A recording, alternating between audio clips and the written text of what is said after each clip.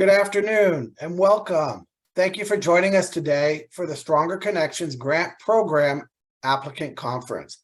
This is one of two opportunities today to learn about the grant program and ask questions and just get other information that has come up as we have started the application process.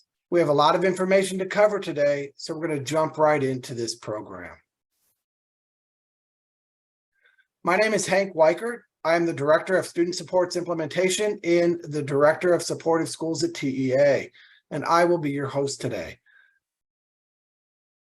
We have a couple of panelists who will be joining us to answer questions, to field our questions.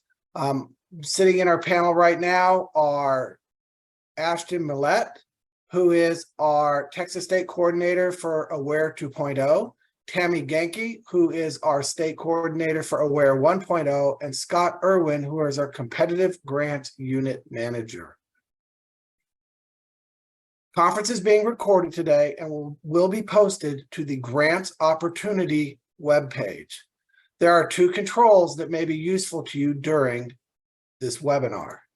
The first one is the Q&A box. Use this button to submit questions to the panel, and those panelists will then forward those questions to me to be answered live, or we will be capturing those questions to include them in our FAQ, which will also be posted to the Grant Opportunities webpage. The other button that might be useful is the closed caption button. It's used to turn on or turn off closed captions. For our conference today, we have some topics that we are going to be covering. Take a couple of seconds to just look over the topics, think about your questions that you have for those topics, and if I could ask you to wait until we've covered that information before you pose a question, your question may be answered as we cover that information.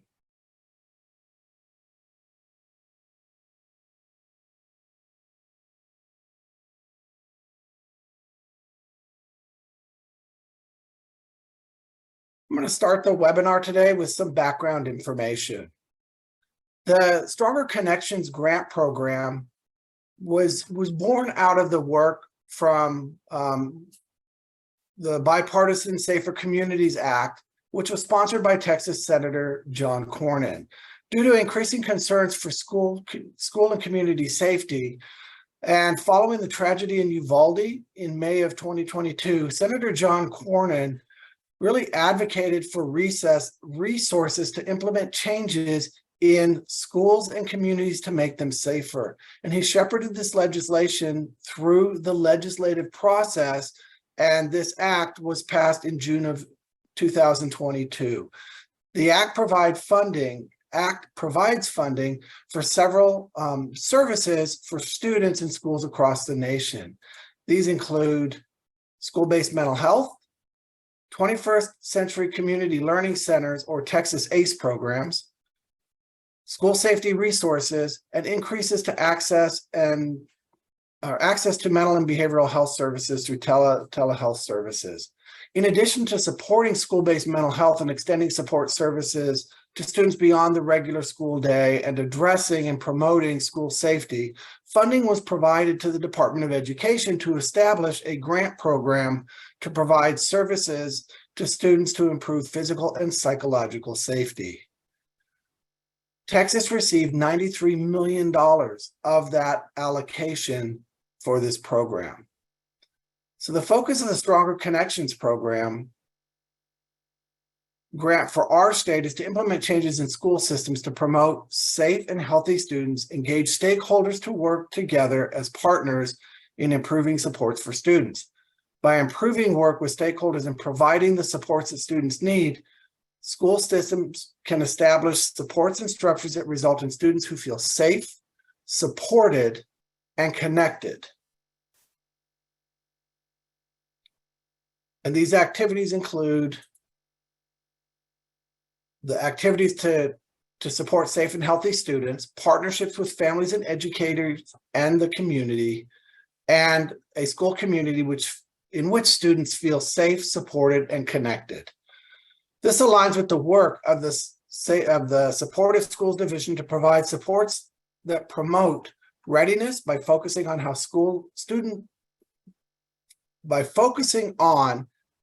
school is experienced by staff, students, and their families. School readiness includes establishing a sense of trust, belonging, safety, growth mindset, and self-regulation. So as we took this funding, we wanted to really think about what has been going on in Texas schools. And as we've been doing, providing the discipline presentation, safe and supportive school program presentations, and mental health supports presentations, and talking with educators across the state, we've really heard a lot from the field that staff are letting us know that student behavioral issues are increasing and that school staff really feel a lack of support. We turn to look at our data to see, what does the data tell us? Does the data support what we're seeing? So we collected the data from PEAMS, and these are what we found. And then the area here in green that you can see, this is during the pandemic years, where we may have seen some decreases because students were not in school. So we took this data and just to better visualize it, converted it to some graphical representation. And we see controlled substance violations as they were on the rise prior to the pandemic. And then following the pandemic, we see a huge jump back up to high use, which is really indicative of some of the stuff that kids are going through with just trying that self-care, self-medication, with some of their mental health or emotional or behavioral or social issues. We saw code of conduct violations kind of stayed steady across prior to the pandemic, and they're, came back up close to what it was prior to the pandemic. When we look at our student fighting behavior has increased following the pandemic. It was on the rise prior to that. And then we began collecting information specifically about bullying, and we saw during the pandemic years it was low, and now we have a huge jump or huge increase.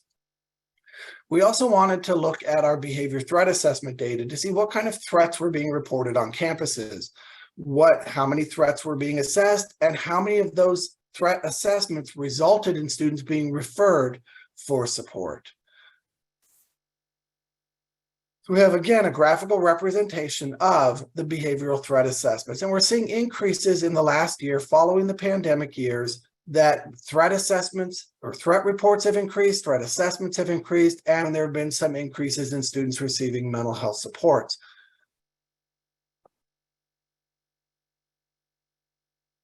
What this led us to is we needed some way to support students. So we developed this idea or this vision for a Center for Student Supports. So the Center for Student Supports is going to provide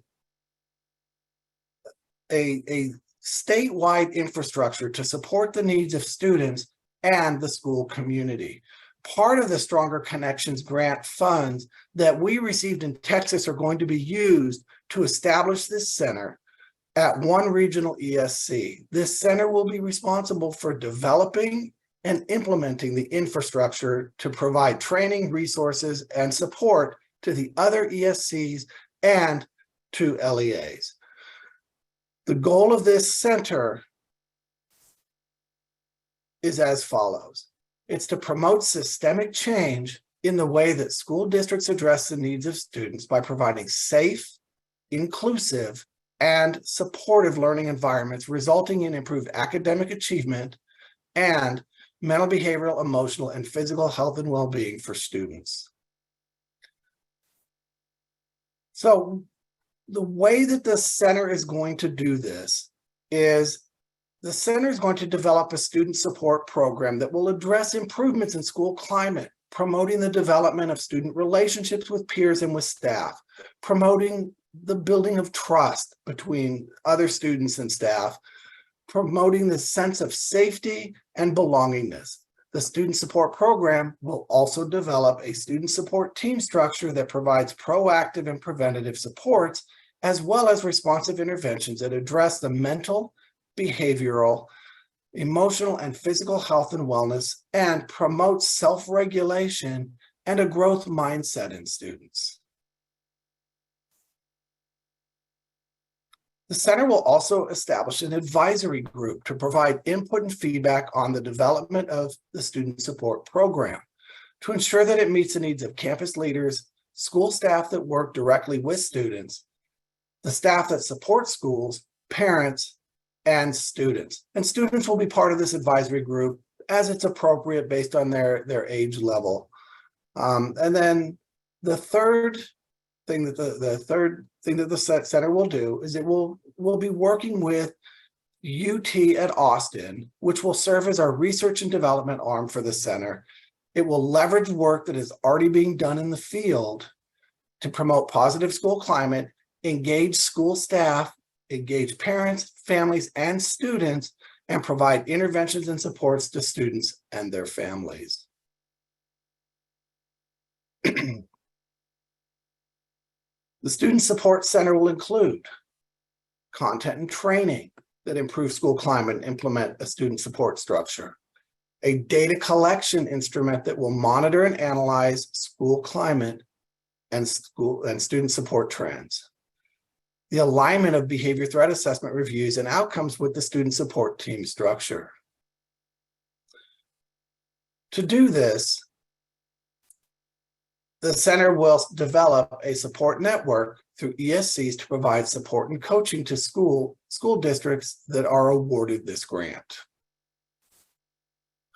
and a PLC structure through the ESCs to provide grantee school district opportunities for training and collaboration.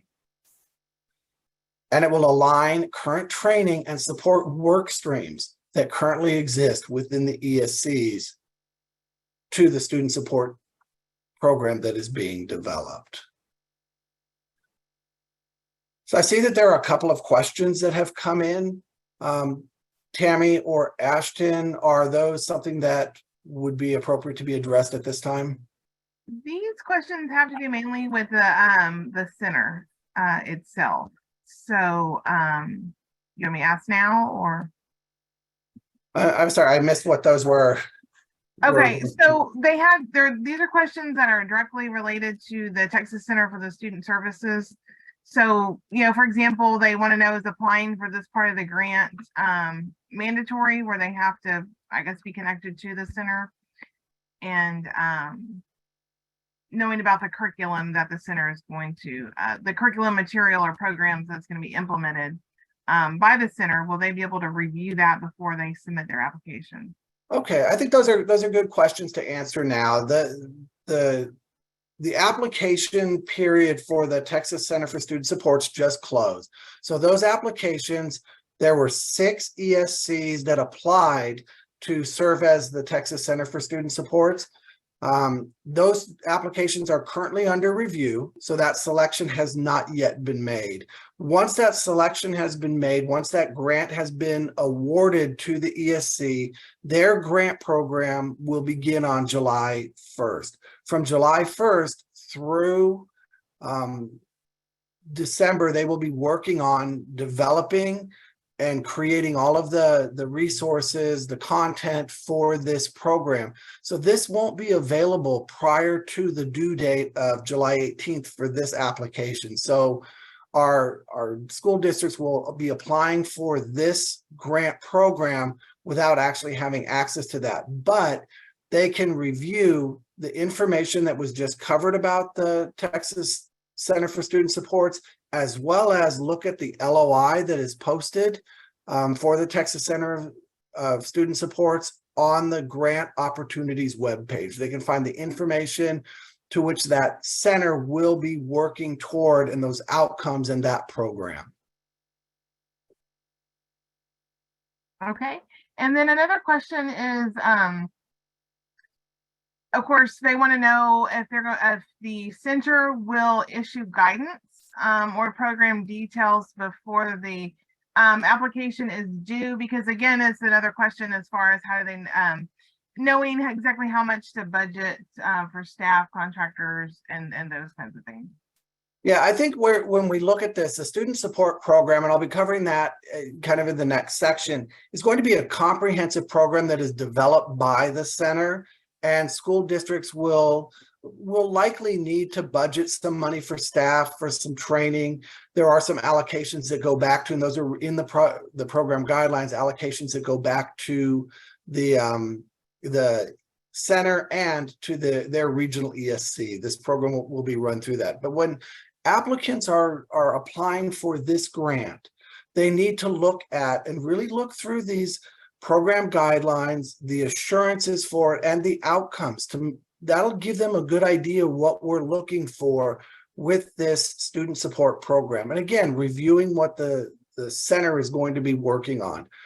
That program will not be available prior to the due date for this application.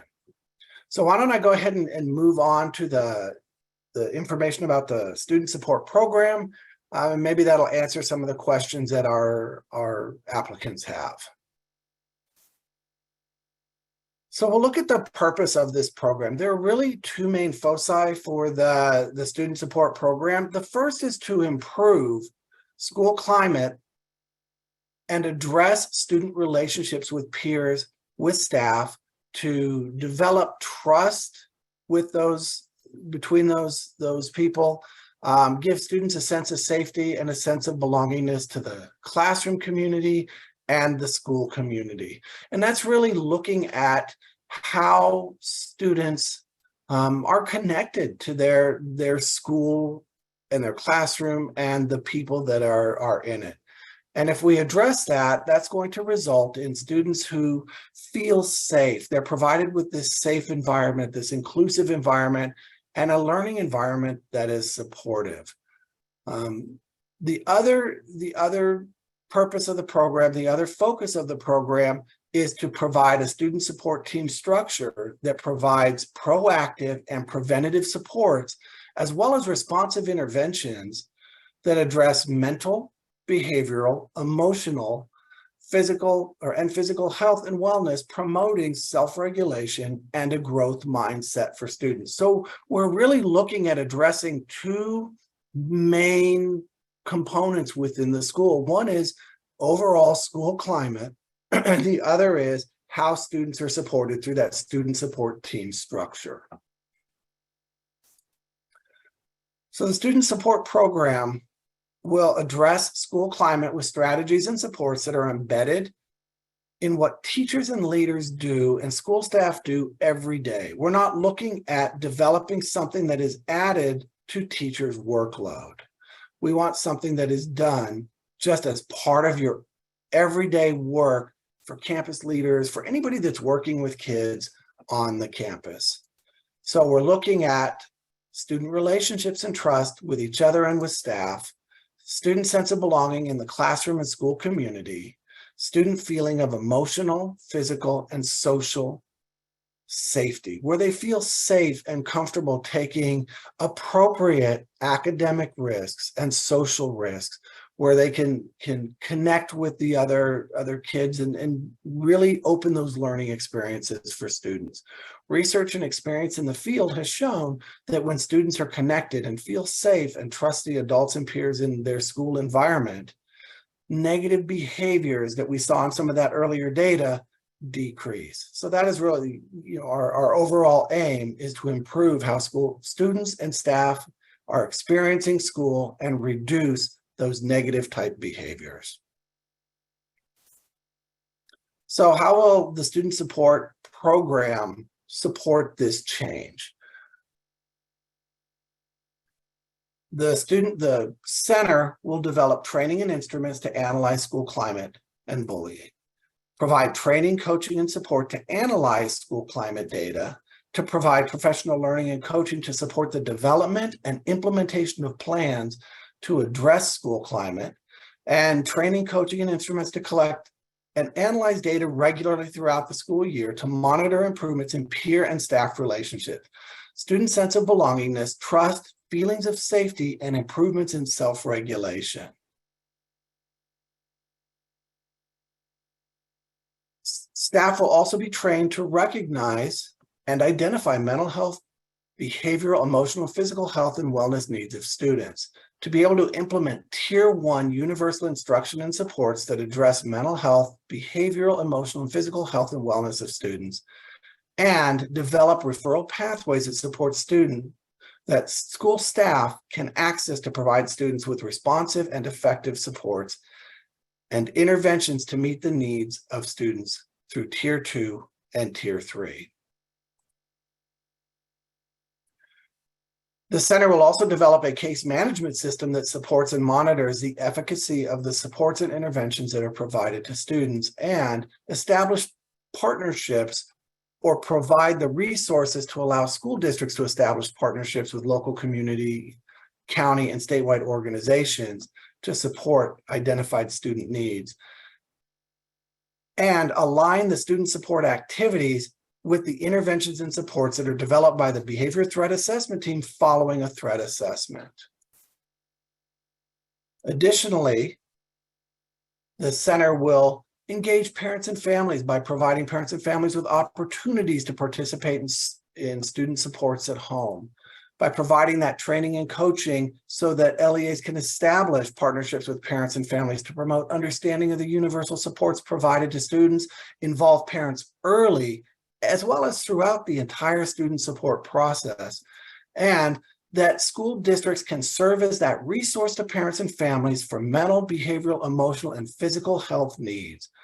It really makes that school and that family and community partnership work together to fully support students. And if we do all of these things, what we anticipate these outcomes to be are increases in the number of students referred for and receiving mental, behavioral, emotional, and physical health and wellness support, increases in climate assessment responses reporting student belongingness, trust, improved relationships with peers and staff, and improvements in self-regulation behaviors.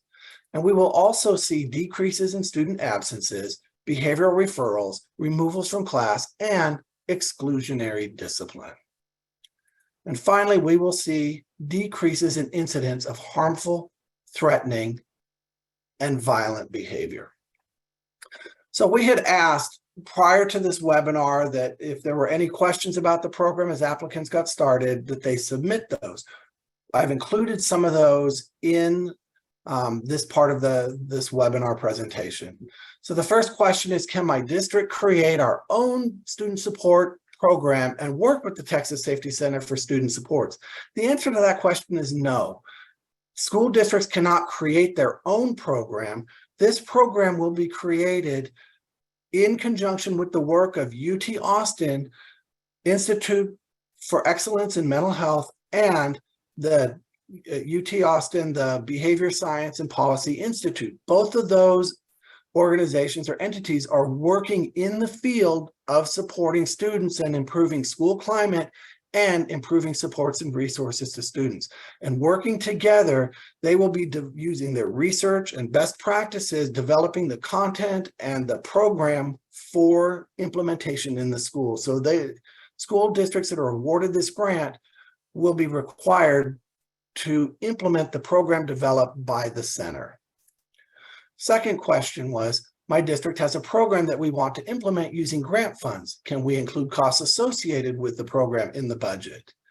Again, if the program that a district wants to use is a standalone separate program, the answer to that would be no. If it is a program that is supported through the work of the center, then it would be included. So as you're developing your budget, you're going to want to think that there probably are going to be costs associated with some type of program, possibly some type of data collection, some type of data analysis, some work with some outside organizations that you would want to budget into your professional service and professional contracts section, but you may not know exactly who those folks are. You're not establishing those relationships yet, but you're going to want to set aside some money to be able to support that work.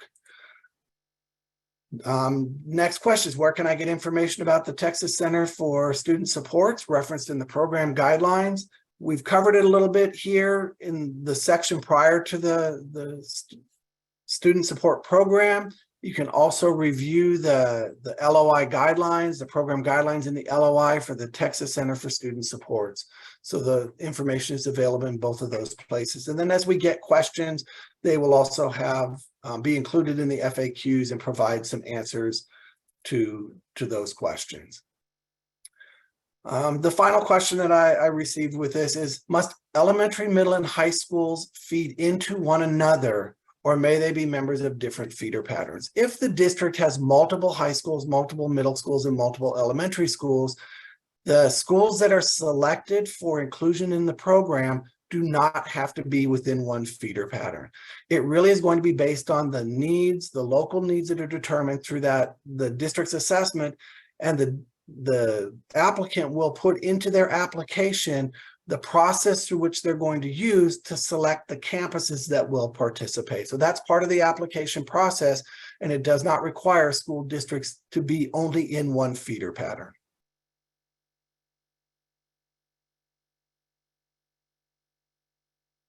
This grant also has a private nonprofit participation requirement. So the private nonprofit that's required in this federal grant program is that services, equitable services that need to be provided to students that are in the non-public school. So any services that are developed through this grant program that are going to be provided to students at the public school and those families also need to be provided to eligible students in the private nonprofit school. And those are the schools that are within the residence boundaries of the district who is awarded this grant program. It is the responsibility of the applicant to determine participation interest of the private nonprofit school. So prior to applying or submitting the application, the applicant must contact all of the private nonprofit schools located in their school boundaries and notify them of the intent to apply for this grant program. The communication with that private nonprofit school must be documented. So if it's a notification sent by email, or if it is sent as a letter through regular mail, it needs to be certified mail. If it's done over the phone, there needs to be documentation of that phone call, including the name of the person that was spoken to, the name of the private nonprofit, the date, the time, and a summary of what information was provided. And that documentation must be retained by the school district. If the applicant is holding a informational meeting for the private nonprofit schools, they will need to have the agenda, notes of the meeting, the presentation deck, a sign-in sheet with the name of the representative and the name of the private nonprofit school that attended. So that's a requirement on the applicant to collect all of that documentation that they have made that notification. And then if the private nonprofit school decides we want our students and our staff to receive services, equitable services that other students in the public school are receiving, then the private nonprofit school must be given that opportunity to collaborate, to plan and develop what are those services going to look like, and how are they going to be given to to those students and to those staff members. And it's going to look different for each different situation. So that's why that collaboration really needs to take place. So applicants must provide those equitable services to the eligible students participating in the private nonprofit schools. And a little bit later, we'll talk about eligibility. And eligibility for this grant program is primarily based on percent of students living in poverty. So any students who are living in poverty, and that's the Title I indicator that is used by schools as we determine that poverty level. Those are the students who would be eligible for services at the participating private nonprofit schools. Expenditures for equitable services must be reserved in the application using the calculations that you find in the general and fiscal guidelines. And there's a section on the application where you have to complete the private nonprofit participation and the determination of costs for equitable services. And then school districts who are awarded the grant are required to locally maintain documentation of all the equitable services calculations and the services provided, and how those services are monitoring, so that if there is auditing that happens, the school district has those records. So that is, again, a local responsibility on the applicant. And then finally, the applicant must complete that private nonprofit section of the application. Couple of questions that I received prior to this webinar is: private nonprofit participation applies to this grant program. How does that work in the private schools? How is information shared with the private nonprofit about the private nonprofit participation? And as I spoke to earlier, it's the responsibility of the applicant to get the information out of the intent to apply for this, what those equitable services might look like, and have that collaborative work with the private nonprofit school. We did have a question from a private nonprofit that said, we would like to participate in the grant program, but the district in which we are located is not applying. Do they have to apply so we can participate? The answer to that is no. This only applies if the applicant, the school district or the charter school, is applying for this grant. Then they have to make those services available, equitable services, to students that qualify for those services in those private nonprofit schools.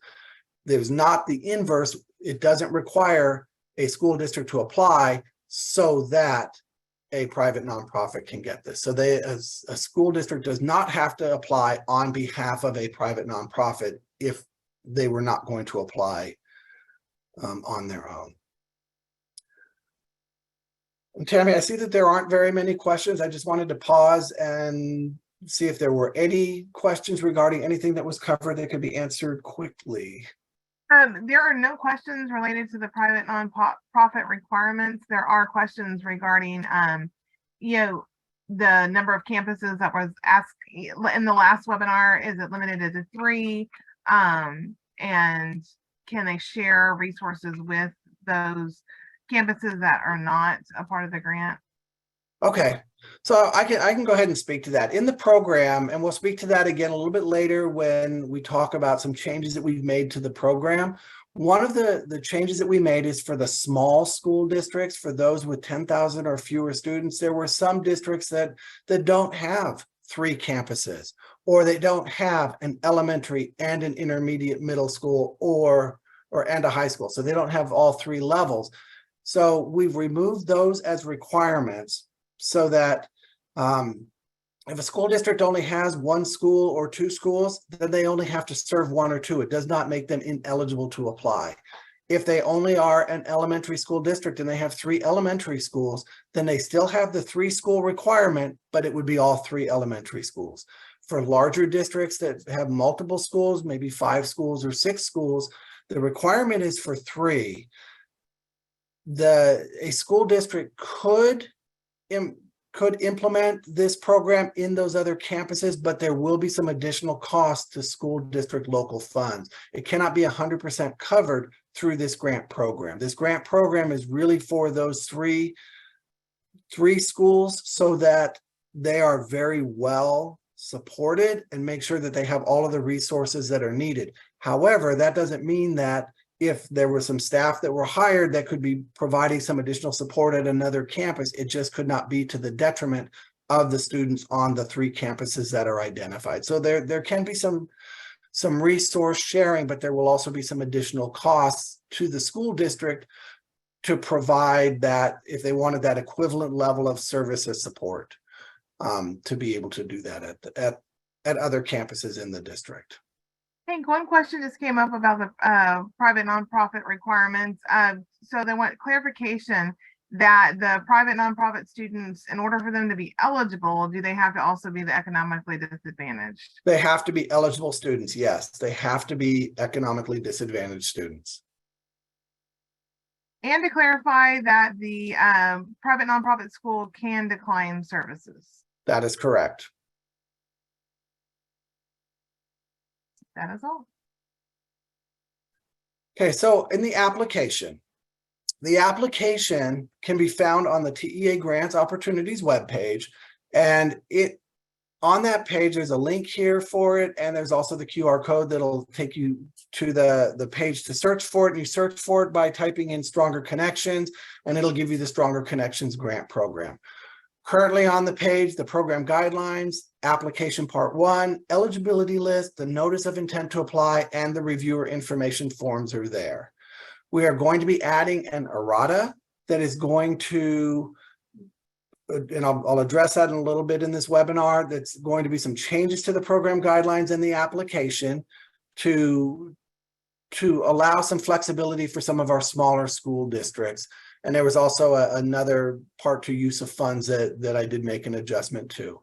But that information is there, and any information that you would need would be on this grants page, and any updates, any new information would be located in this Stronger Connections grant program on that page. So just make sure that you're periodically checking to make sure that you're completely up to date on all of the information that is coming out regarding this grant program. The application timelines right out of the program guidelines are listed. They're shown here and on the next slide.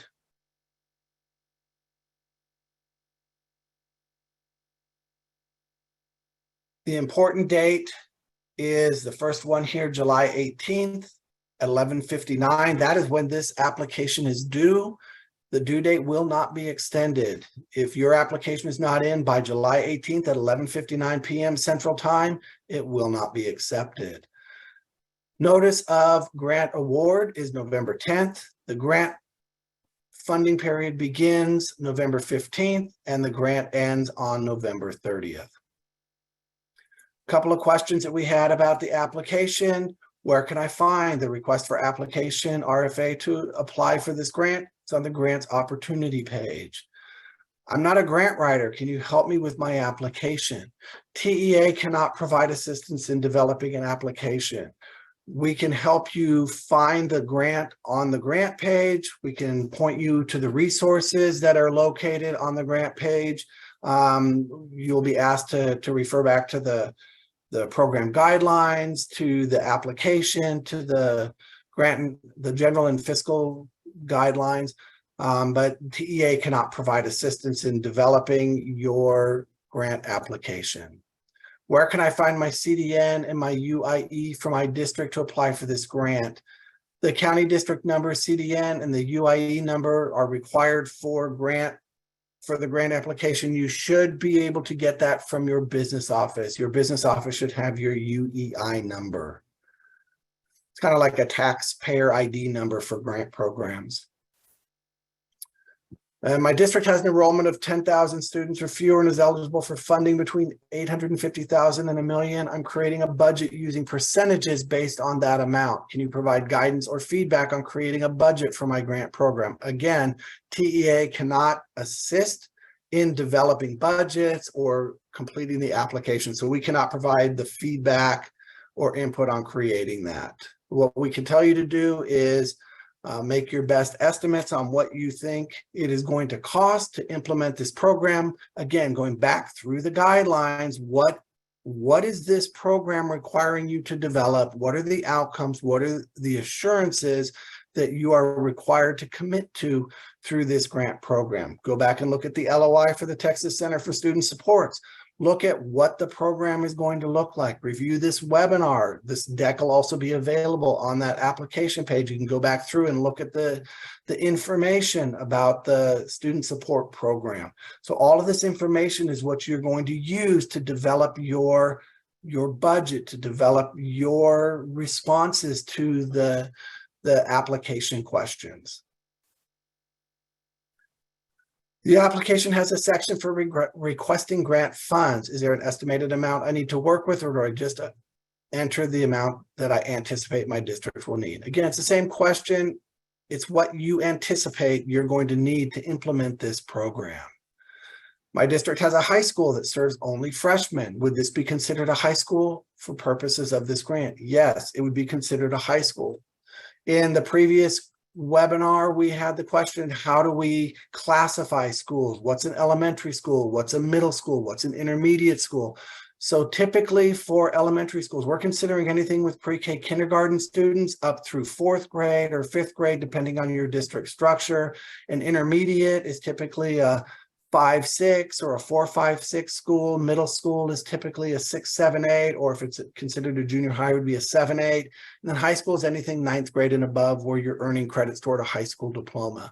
So you kind of classify and think about that. So in this case, yes, this high school that serves only freshmen would be considered a high school for the purposes of this grant. They may have specific needs that this grant program, that this student support program will support and improve the student experience for those freshman students. How must the LEA demonstrate their partnership with their local ESC as part of this application? Again, it's going back to, what is it that you use your ESC for? Do you use them for training? Do you use them to come out and provide coaching? Are they there providing data analysis assistance? Are they helping you develop plans that you're going to be implementing on your campus? Are they helping you engage parents? Are they helping you finding resources? How do you partner with and work with your local ESC? Because part of this student support program is going to be working with your ESC. So in this application, we want to see how you are currently working with your ESC to improve outcomes and improve experiences for students within your schools. So that's what you're going to use, is the things that you're already doing and the ways that you're already working with and partnering with your ESC. What is the cost sharing requirement for this grant program? This grant program requires a 5% cost share. That means that when you implement this program, 5% of the funds of what you are awarded, the district will have to come up with 5% of whatever that award is to apply toward the implementation of this grant program. There's another 5% cost matching question. Is there a restriction on the source of funds, or can they come from privately funded grant from a foundation, federal or local funds? When funds go into the general revenue of the school district, those are the funds that we're talking about, whatever is in general revenue. So if the school district receives funds from a foundation or some other organization that go into that general fund, that is now general revenue that can be used to provide that local cost share for this fund. If this is something where the school district is going to be reimbursed out of a different program, then a reimbursement program wouldn't do that. So it's whatever's in the local funds, whatever's in that general revenue for the school district is where those local funds will come from. So the school district will need to find out or figure out where that funding source is that they are going to use for the cost matching, as long as it's a local general revenue. How should it be represented in the budget table? On the request for grant funds question, on the application, you will not find a section for cost sharing. Once an applicant is awarded the grant, they will be required to fill out a budget workbook. In the budget workbook, there will be a section for cost sharing. And in that cost sharing column, it's broken down by the different categories in which you're going to put money into for your budget. So as a district would put that in there, or the applicant would put in there, they're going to put in that, whatever that cost share amount is going to go in maybe into payroll costs, or maybe it's going to go into the professional and contracted services, or maybe it's going to go toward materials and supplies. The school district determines where they're going to put their local cost match funding in that budget workbook, which comes once the grant is awarded. Can cost share funding include the salary of a current district position? Answer is no.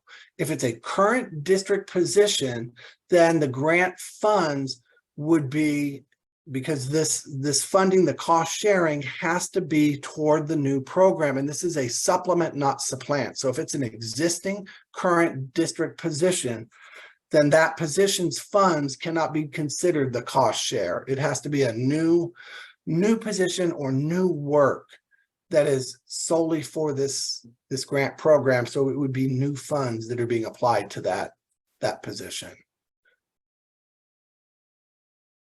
Next question is, my district is a small district with one campus with only 60 potential awardees. Are larger districts prioritized? Is it appropriate for my district to apply for this grant program? So when you look at in the program guidelines, there is a prioritization of award. The first round is the highest ranking small district, 10,000 or fewer students in each of the regions served by an ESC. Then the second layer is the highest ranking large, more than 10,000 students, LEA in each ESC. That's the first 40 schools. And then after that, they're just in rank order based on the scoring by the independent reviewers when those applications come in and they're reviewed and scored. So then they'll just be ranked by score.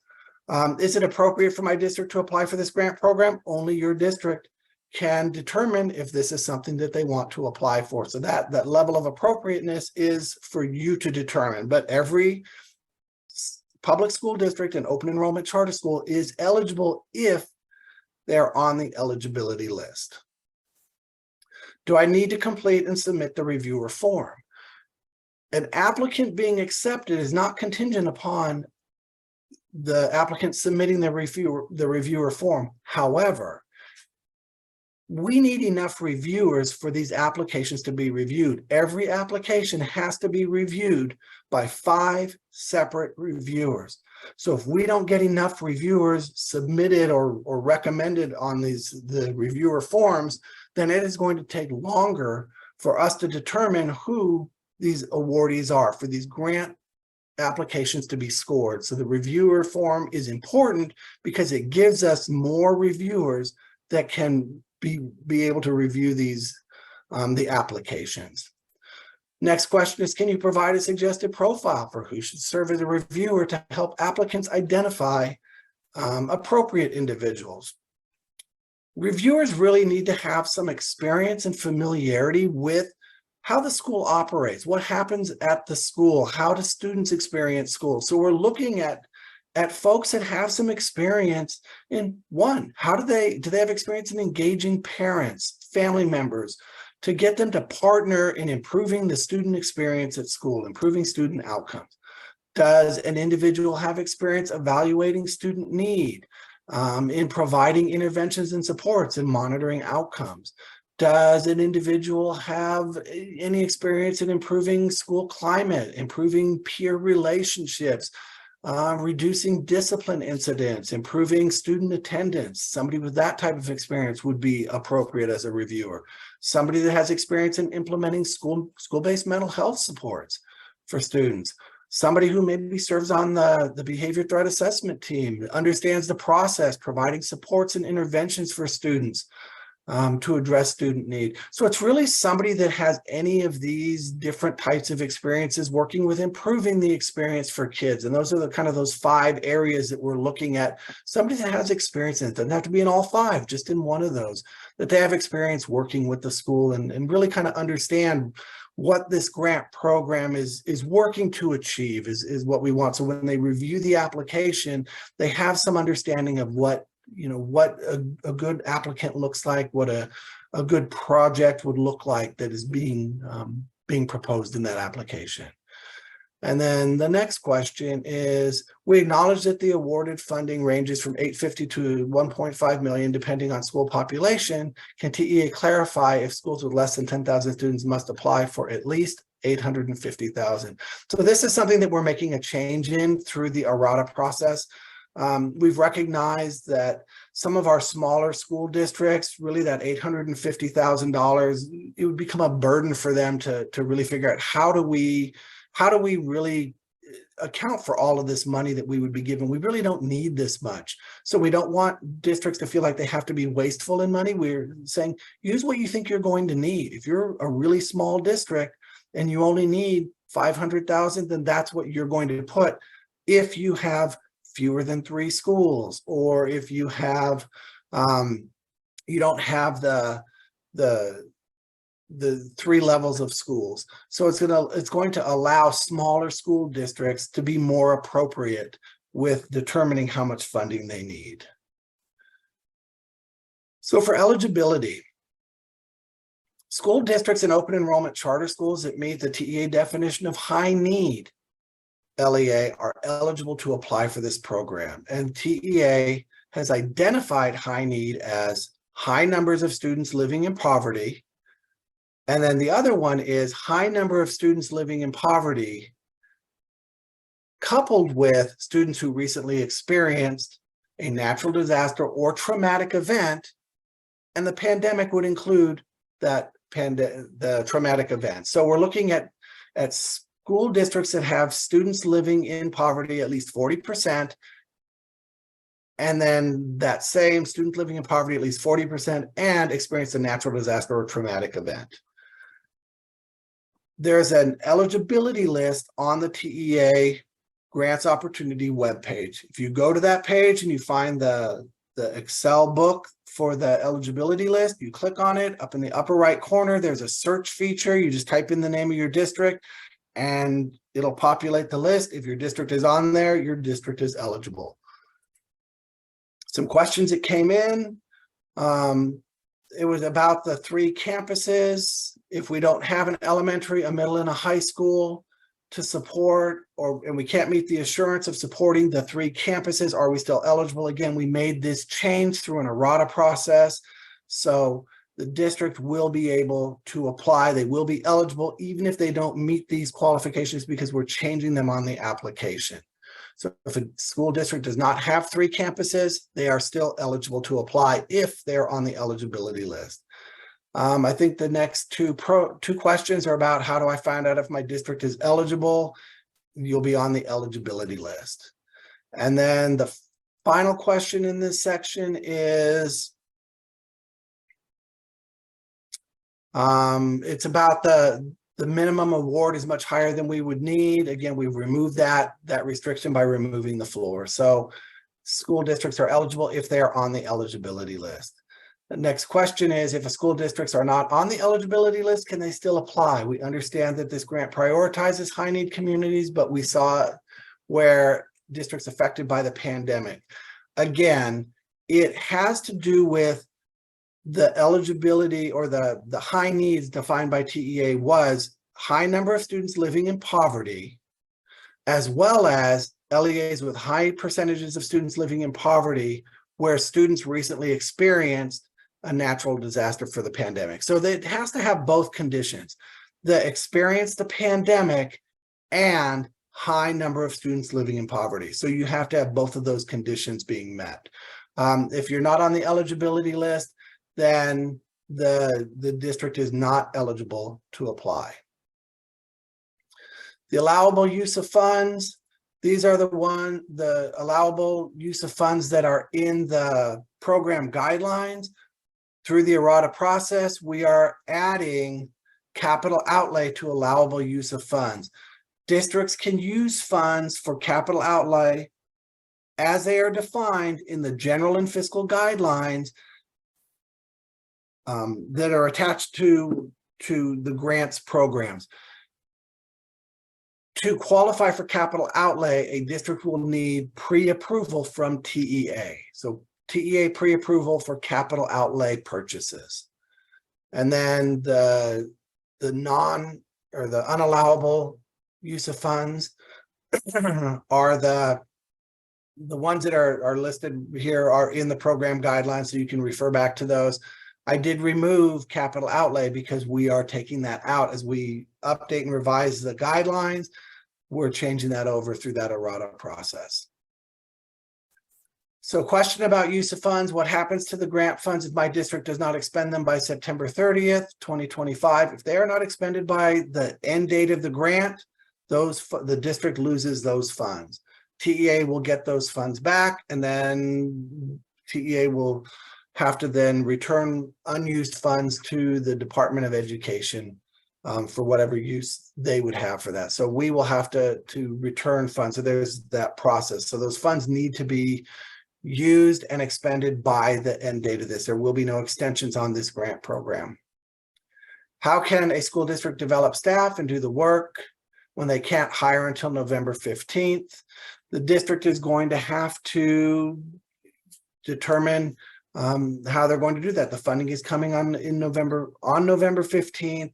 They'll be developing their program, working alongside in conjunction with the Center for Student Supports through the rest of the school year and into the summer, and then implementation is the following year, the 2024-2025 school year.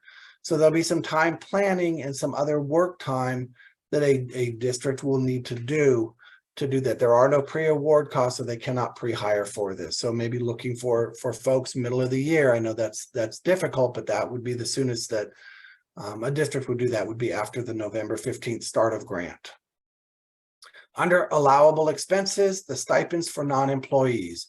Would this include contract work or hiring a consultant? Yes, the stipends for non-employees would be in the budget section for professional and contracted services.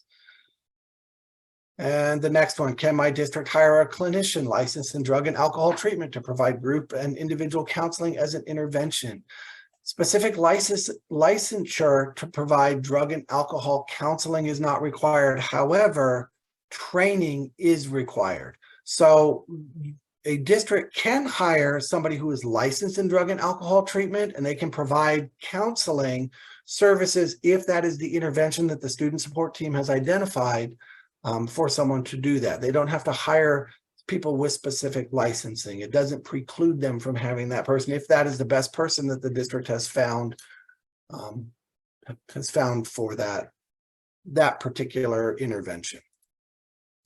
Can grant funds be used to fund existing crisis counselors currently employed by the school district? The answer is no. They're currently employed. It's a program that the district is already using, and this grant has a supplement, not supplant. So the funding was used to fund those counselors who are already doing work in the district. They would be supplanting work that is already done. So it is not an allowable expense.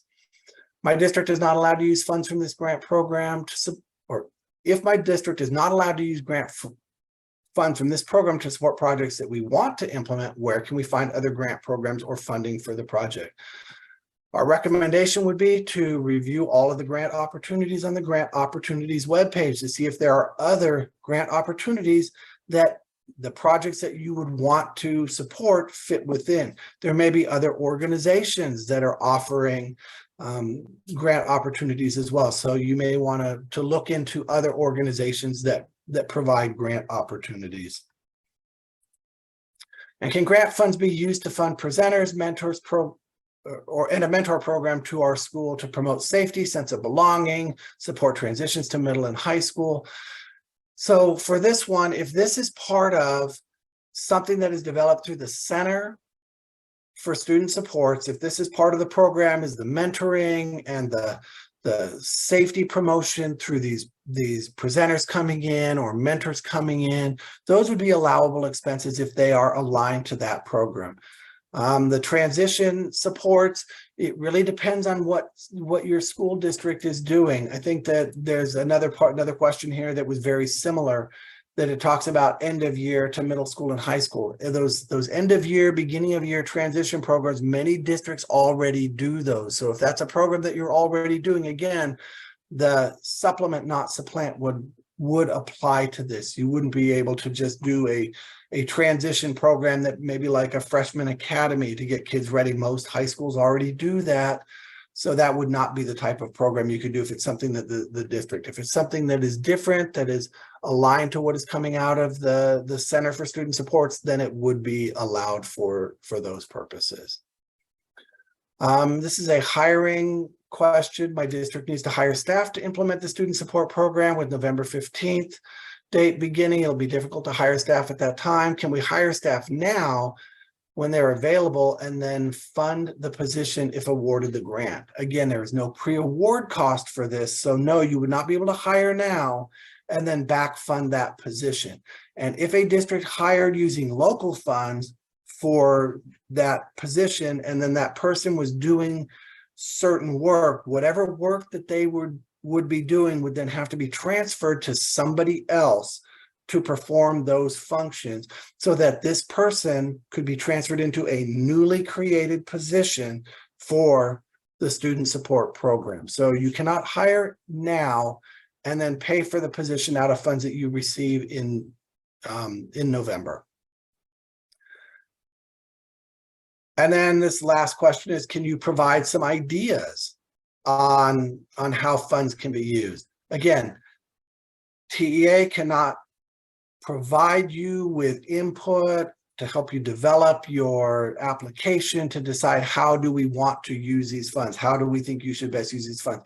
That's something locally that the district, as they're building out their application, looking through the program guidelines and really coming back to what are those outcomes that we're looking at getting in supporting students, in building relationships and getting them that sense of trust and sense of belonging, and building community and connecting parents and engaging parents and getting them to be part of this support structure, and building out the support pieces for the student support team structure. How can you use funds to perform those activities? So that's a district question to do that. The required 6% for technical assistance provided by regional ESCs. There is a requirement that grant funds be used to pay for services that are rendered by the ESC. The ESCs are going to be trained in the student support program through the Texas Center. That center is going to, or those ESC trained folks are going to be providing some training. You're going to be getting some training from the center, and then the staff at the ESC will be coming to the schools to be providing coaching and technical assistance and support to help with implementation and ensure that there's fidelity of the program that is being run at the campus. This next part is about the errata. I've talked about it a couple of times. The application funding, so we've removed the funding floor for LEAs with 10,000 students or fewer. So there is no bottom, it's up to $1 million now. Program requirements, we changed the requirement from describe how 3 campuses will be supported to describe how the campuses will be supported. So there's not a number of campuses in this for the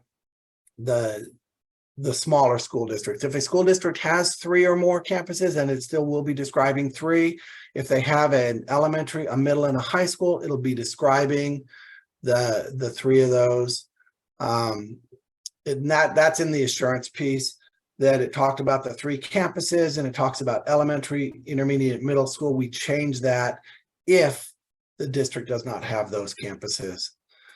And then in the allowable and unallowable, the capital outlay is now an allowable use of funds with pre-approval from TEA.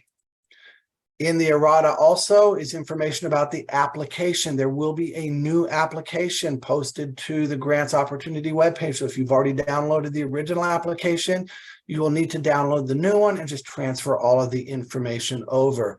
It has been revised to include the capital outlay section in the budget, as well as the changes in the assurances. So make sure you download and transfer that information to the new application. So just some closing thoughts. Here as we wrap up our hour together, and I know I'm right at time.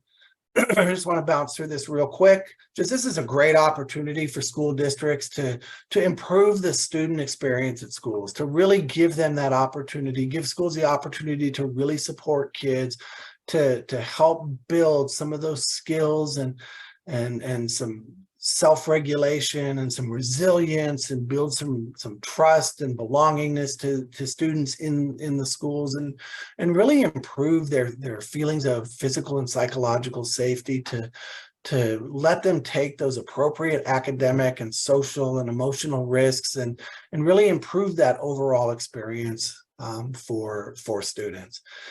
If there are any additional questions that come up after this webinar as you're working through your application, FAQs can be submitted by June 23rd. So once that deadline hits, the FAQ document will be developed and then it'll be posted to the Grants Opportunities webpage. Applicants need to notify the nonprofit schools of their intent to apply for this grant program and collaborate with them through the application process if they are interested. There's a notice of intent to apply and reviewer information form. Those are important because they help us plan for reviewers and they help us get the right folks in place to review and score the applications. And those are due to us by June 30th. And then important deadline, 11:59 p.m. Central Time on July 18th. Do not miss that deadline. If you intend to apply for this, that's an important deadline. And if there are any additional questions that you want included in the FAQs, you can send those to me at my email address. I will stay on for a few minutes here. This is the end of our webinar. If you don't want to stay on and listen to some responses, that I really appreciate your time here. Thank you for coming and learning about this grant, getting some information and putting some questions up here. And Tammy, I can take just a little bit of time here to answer any questions that came in if you want to feed those to me. Sure. Here's some basic questions about the application. The updates that you mentioned, are those already updated in all of the documents, or will they be updated? They will be updated. They have not yet been updated. I've been working with our grants department today to make sure that all of those documents get up to date. As soon as those are done, they will be posted to the web page. When you open up that application that's on the web page, you'll know that you have the new one. If in the budget section, there's a section for capital outlay. So you want to make sure that your budget section has capital outlay in the application, and then you know that you have the new one.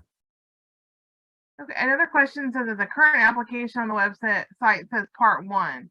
Will there be a part 2 added? And is that what you're referring to now? No, that is not what I'm referring to. The replacement will replace the part 1. The part 2 is the budget workbook piece that they will have to do after awardees are notified, grant awardees are notified, they will get a second piece. We're not going to ask every applicant to complete this fully detailed budget until they know that they're being awarded the funds. Okay, a question about just the data. Is the data something that needs to be able to be inputted by the LEA's data management system, or is the ESC or the center, are they going to take care of the data piece? So the data will need to be reported or will need to be input and collected by the LEA. What we're looking for in the development of a data system is something that really is not a burden to the folks that are putting the data in. So for example, if we had we want to know if a student was referred for mental health services, as that student support team starts to work with that student, some way to collect the information about, on that referral. And then as the intervention or the supports are determined, that those supports are then documented in some way. So we're envisioning this system that as the team is going through the process, they're putting the information into that system so that at the end of it, we say, okay, it's time for your data report, your quarterly report, your annual report. It'll be able to just submit a report right out of that, so that there's not this burden that they have to go back and start looking through records and start hand tallying and collecting and entering new data, that it would be entered as the process is being done, so that it's a way to keep track of the interventions that are done. But then it also goes into that case management system, so that as the student supports and interventions are being managed and that student's progress is being managed to make sure that these are effective supports. That's going to be information and data that is collected, so we know, how many students were referred for this, how many were referred for a specific type of behavior or a specific type of intervention, what was the type of intervention that they were provided, how long did they receive it, those types of things that would be built into that type of a management system. So it's not something that that we would want added later. It's kind of like you think about how PEMS works. When we collect attendance data, that data is collected daily throughout the year, and then we generate a report at the end of the year. So it's something similar to that, or we generate the report every quarter, every 9 weeks, that is then submitted. So it'd be something like that, that it's something that's being done in the process of working with the kid. Can you talk a little bit more about the center and as far as the timeline for that center to be up and running, releasing kind of the expectations or their programs? There were several questions about just the confusion as far as when the center is going to release things and how that affects the LEA's application. So the center will be this. The ESC that will be the Center for Student Supports will receive their notice of award sometime in June. And then in July 1st is when their grant starts. So they will begin working on building the student support program that has the school climate pieces and the student support team pieces. They'll begin working with UT Austin, with the Behavior Science and Policy Institute and the Institute for Excellence in Mental Health, working with both of them to start developing this program. A lot of the research is already being done by both of those institutes. There's a lot of best practices already out there surrounding this work. So they're going to be bringing this together, and their job is to work with the center to really consolidate and coordinate all of that work, to then implement it into a program and then develop all of the training pieces for it. So it's going to be several months of work developing the program, and school districts won't have that information prior to the due date of this. So if the center is establishing itself the first month or the first week of July, and these applications are due July 18th, that information won't be available to applicants in that amount of time. Okay. There were also some concerns about just the autonomy and the LEA requirements for the programs. The questions related to, will the LEAs be able to give input to the center as far as the things that are being developed? Yeah, the LEAs definitely will, because they're creating this advisory group that will have school leaders on it, or campus leaders, school district leaders. It's going to have educators who work directly with students. It's going to have the staff members that support the LEAs from the ESCs. It's going to have parents on it. It's going to have students on it. So it really is a group of folks that are advising and providing input on to the development of this program. And it's from the field, the people that are going to be implementing this program, the people that are going to be working with the resources that are developed and using the training and using all of the pieces that are developed are going to be developed with input and feedback from the folks that are going to be using it. So it's really going to be built from the field based on the needs of the field. Okay. I have some very, very basic questions. And specific. So with the nonprofit students, do they need to live in the zone for one of the schools that are participating in the grant program? So for the private nonprofits, the private nonprofit itself has to be within the boundaries of that school district. So if a private nonprofit school is getting kids from different areas, but those kids are at that school during that time, it's that school that is going to be partnering with the school district for those equitable services to be provided. So it has to do with the students who are in the school, not necessarily where those students live. And it would be the same thing for a public school that has students that are on permit. If a student lives outside the residence boundaries, but they're coming in on a permit because that school has open enrollment, the students that are in that school would qualify if that school district qualifies for this and they're awarded. So it's the students who are in the school and the students who are in the private nonprofit school. Would private pre-Ks, like church-based, for example, would they be considered a private nonprofit school? If they are a private nonprofit, they are a not-for-profit school.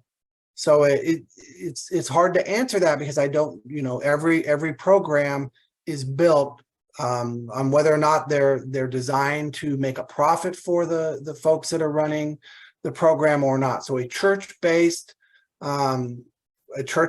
pre-K program is, I would reach out to them to try to get a determination as to whether they are a for-profit entity in what they're in kind of the way that they're working. They may or they may not be. So once a school district reaches out to them, if you think that you have a private pre-K run out of a church organization and you're thinking, well, I'm thinking they might be a private nonprofit school, reach out to that organization and just ask some questions, build some relationships and develop that. I think, the relationships that we build kind of even outside of the grant program, if we have a relationship with those private pre-K programs, it helps those programs better prepare those students to come into our kindergarten programs, or if they stay in a private school up through 5th grade and then come to our middle school.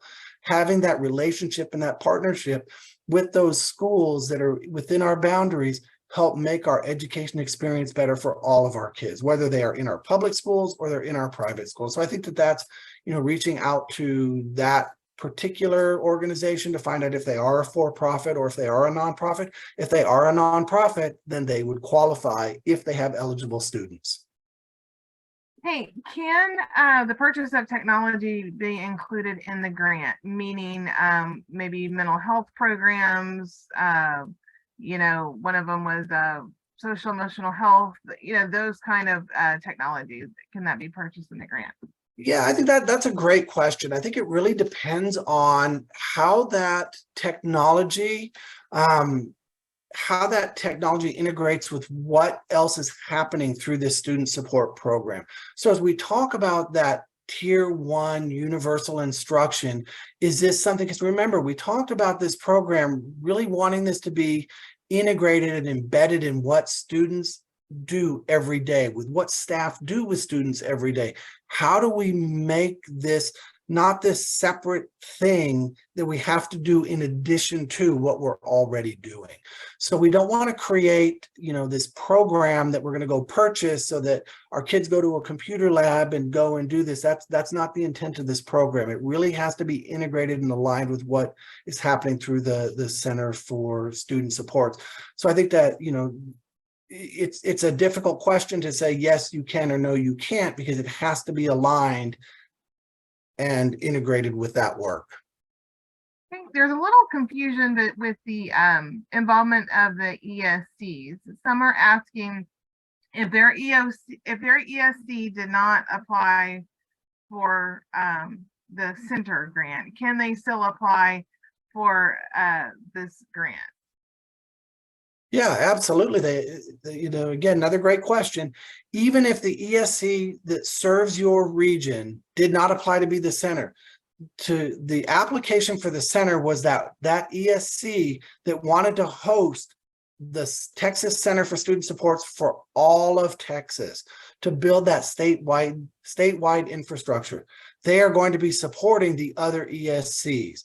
So that one ESC is going to support 19 other ESCs, and those ESCs are going to also be supporting their district. So if your LEA is in a region and that region center did not apply to be the Texas Center, they still are going to be participating in the work that is being done for the student support program. The center is going to be providing training to the staff at those ESCs, and those ESCs are going to be providing technical assistance and coaching and support to the awarded grantees.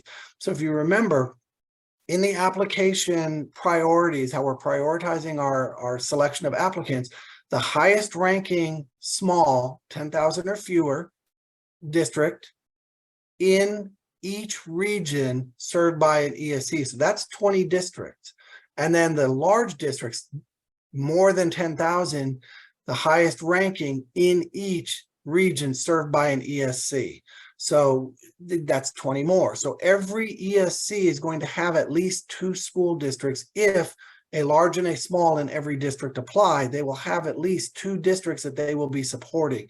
And then there's at least 20 other districts that'll be just straight ranked based on the quality of their application. They will be straight ranked down, and they will be the next 20 that'll be participating in this. So every regional ESC will be supporting districts, and they will be receiving some funding in order to do that. So the districts will be purchasing the technical assistance and support from the ESC. That's part of the requirement for this grant. That's at 6% allocation to the regional ESC. I think the last kind of category that I think summarizes the remainder of the questions is, can you talk a little bit more about the matching costs, as far as what exactly, there are specific questions about different things that could be included in that matching costs. Yeah. So with the cost sharing, it's a 5% cost share. And when the district is awarded, they'll be awarded the grant, they'll be notified that they've received this award. Then they will download the budget workbook. And in that budget workbook is where they really line out and they build a very detailed budget of how this money that they're awarded is going to be used. And there will be a column in there. So like there'll be different categories like personnel costs. If they're going to be hiring somebody, there'll be a place where it's the grant funded, and then there'll be a column for cost match funding. So let's take the example of a district that receives $1 million for this grant. So if they receive their $1 million, they're going to have a cost share of 5%.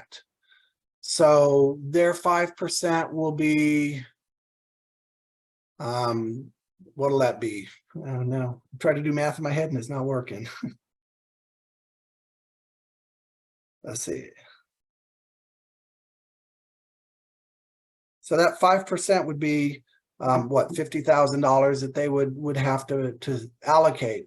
They might say, we're going to pay for this staff position for this. That's $50,000 that they put into payroll. Or they might say, we're going to partially fund a position and put $30,000 in payroll costs, but we're also going to pay for some contracted services for $20,000. So they're going to have the ability to decide how they want to spend their cost share money. And that's money in addition to what they receive from the grant. That's coming out of those local funds, their general revenue. Okay. And can any existing materials, staff, or anything like that be included in the 5%, or is it all? It's all new. It's new positions, new materials, anything that would be new. So if it's already existing, if we already had, like, if you remember during the presentation, there was a question about the crisis counselors that, you know, one district said, hey, we have these existing crisis counselors and they would be great additions to the student support program. They would be able to provide intervention and support. They would be a layer of support that our student support team could refer kids to. Can we already pay them. Can we just say that's our cost share? It wouldn't be, because now you're supplanting work that's already being done with grant money. So this has to supplement what's already being done. So if a position already exists to provide a service, and you're now saying that this service is also going to be part of it, you can't use the existing staff that are already doing that work. Even though they could support, those crisis counselors absolutely could support the work that is being done, but they wouldn't be counted as that cost match. We have 2 more if you want to take those. Yeah, I can take 2 more. More specific. One of the questions is that if their ESC is awarded the center opportunity, does their LEA still need to budget for that 16%? They would still need to provide the allocation would still go to the ESC and to the center, because the center is developing all of the content. There's going to be a lot of cost involved in those contracts with the University of Texas and with any other service providers and any other curriculum writers and any other training developers to develop all of this. We have a pretty small window of time to build out a lot of work. And those costs are going to have to come from, we're purchasing, basically what we're doing is we're purchasing the student support program, the development of this, that's going to cost this ESC to be able to develop and build this. They're also going to have to hire people that aren't part of the development team to provide the coaching. So if somebody is developing the content for the tier 1 instruction piece of it, they're not also going to be going out and providing the implementation support. So there's going to be that separation. So they would still need to provide the additional funding to pay for that technical assistance piece. Okay.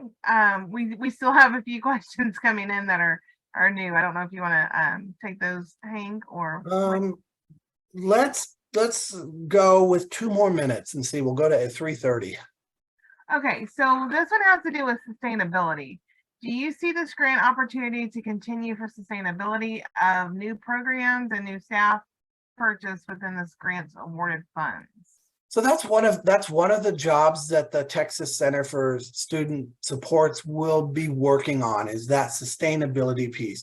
How can we continue to grow this? Because this wasn't just to let's get 60 school districts this ability to get something started and then not be able to continue it. The goal of this is to build an infrastructure that actually expands and moves into the work that's happening in all school districts across Texas and impacts student experience at every campus within the state. So there is this goal that this work is going to sustain beyond the life of this grant program. And that's some of the work that'll be done with the center, with the university. So we're going to be working together with TEA and with the Department of Education as we want to make sure that we're sustaining work that is being done. And hey, this is a question in regards to those that are hired on previous grants. If those grants are ending, would those personnel still be eligible to qualify under this grant? If this particular question asks if the grant expires prior to the 24-25 school year.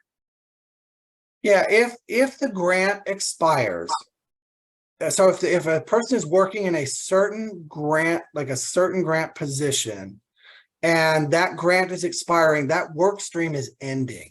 So now you have somebody who doesn't have any work. That person could then be moved into essentially being moved into a new position to do new work. Does that make sense? Yes, I think it so does. It's like if they didn't have the new job, the person their job would end and then they would no longer have a job. It's like they're being hired to fill this new role. And that really, Tammy, I think gives us, really kind of ends our time here at 3:30. So any of the other questions, that we have that have come in that did not get answered today during the webinar, we'll go ahead and add those to our FAQs. So those will get posted in the FAQs. And if you have any other questions, please send those to me. My email is still up on the screen. Then we'll get those answered and added as well. And for those of you that are still on, thank you for attending today. We definitely look forward to reviewing your applications, looking for some great work to be done in Texas schools. Again, thank you for coming to the webinar.